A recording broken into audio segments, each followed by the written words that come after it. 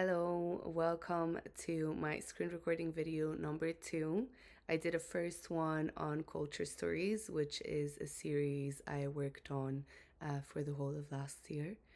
But today I wanted to share a piece that I wrote in April 2025 about taste in this time of AI and AI creativity more specifically. So I feel like a lot has changed since April 2025. This has kind of evolved a lot, but the question is still very present, even more so. So what I did was a series of like exploration points around this idea of AI creativity and the role of personal human taste in it, and if it could make a difference. Um, I don't think there is like one truth or one answer. So it's just like a series of points that I sort of put together around the information that I have and how I sort of make sense out of this. And I'll say I like 70-80% agree with the statement of taste is a differentiator in the age of AI creativity specifically.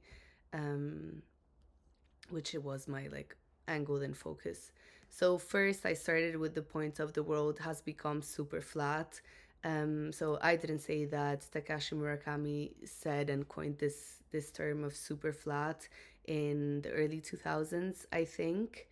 Then also there's a very interesting piece article from 032C. This is from 2018, which is called The Big Flat Now.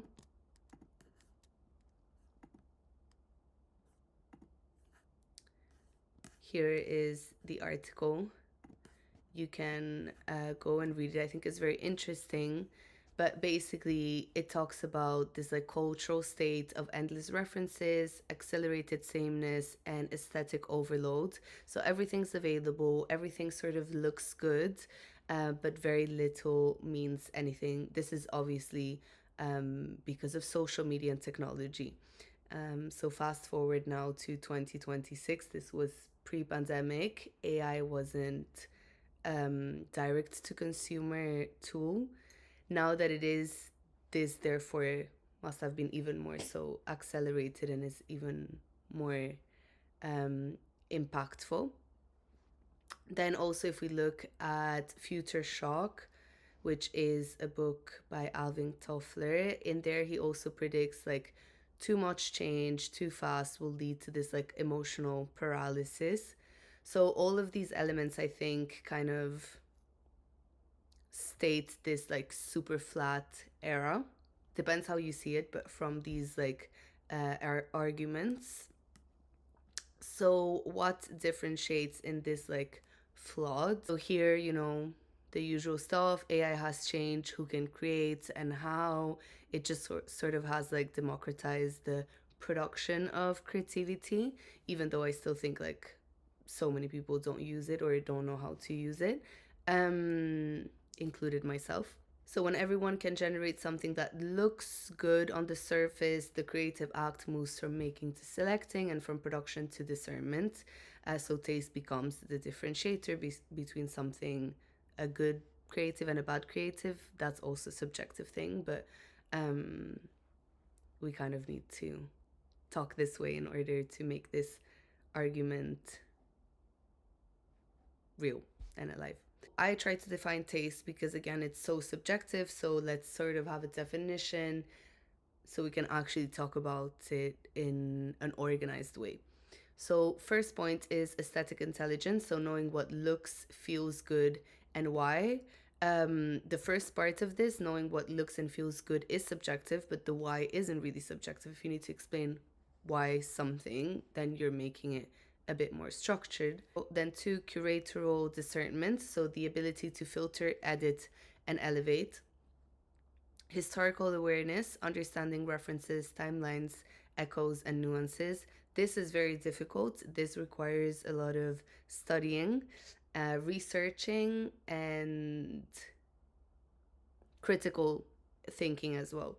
And then personal POV, so that instinct that's been lived and experienced. To guide AI, you still need taste. Prompts are nothing without the eye to know which output holds truth. I think the element of truth when talking about taste and talking about AI creativity is also very interesting. Maybe I could even add a layer to that, like a second article around that aspect of truth. Don't know the answer, but there's definitely something interesting there that is worth kind of considering in this conversation or argument around taste and AI creativity. Then, point three is curation. So, curation as authorship. It's a form of creativity. It's active, intentional, and deeply felt.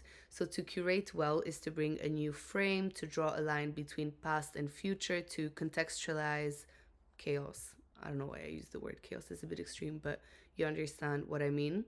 And here I cited Mufara Dawn. She wrote The Curator Economy. I really like everything she writes. So this was a good one that I used when I was putting this article together.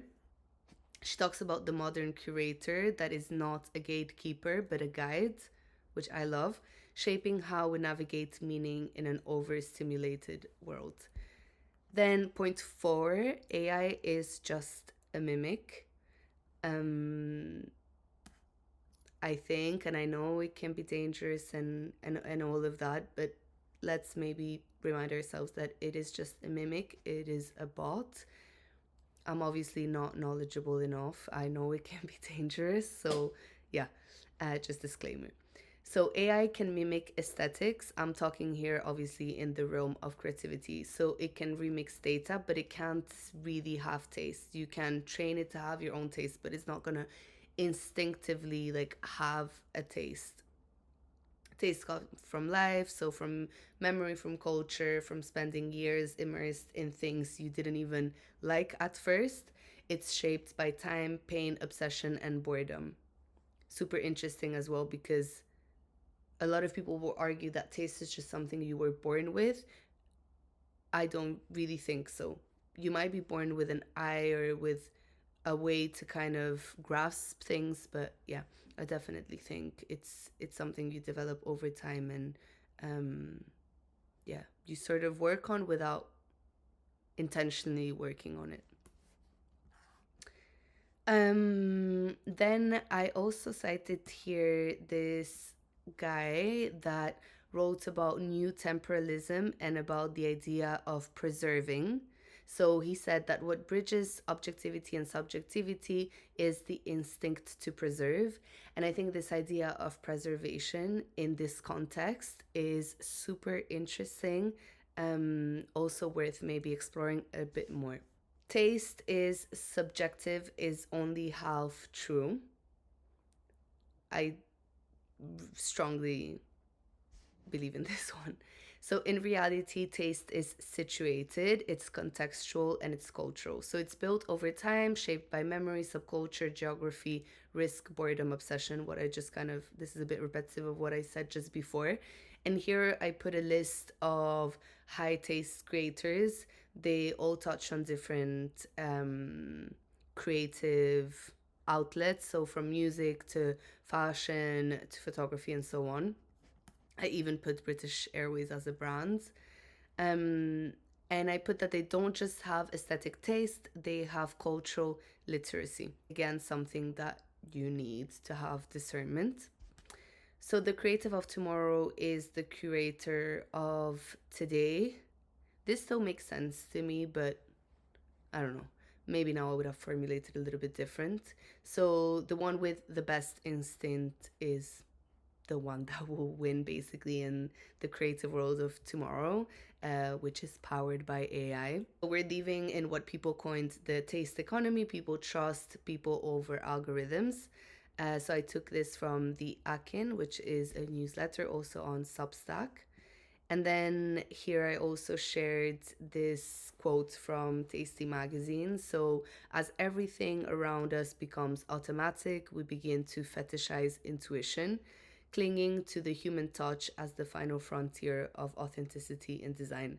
I think she said it best than this whole article. Just my last point, if taste is a radical act. So we're entering a moment where taste is the last creative edge, supposedly, from this analysis and argument. It's about being conscious. Taste is what slows things down. It's a way to care in a culture that's optimizing for speed. I still feel strongly about this. To have taste today is to resist sameness, so to resist automation, to resist meaninglessness. When I say sameness, I don't think there's a problem with having aesthetic trends, with big groups of people dressing the same way or going for the same aesthetic for a certain period of time. I think there's nothing wrong with that. That's just normal.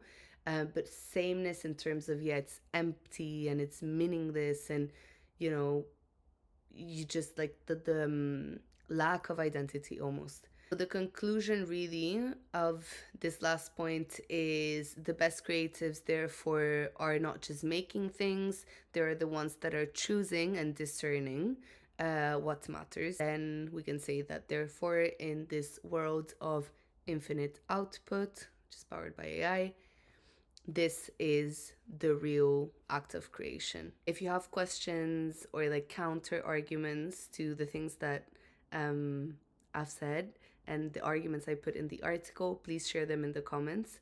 I'd love to hear everyone's thoughts. Um, and I think it's just an interesting time to kind of ask ourselves these questions.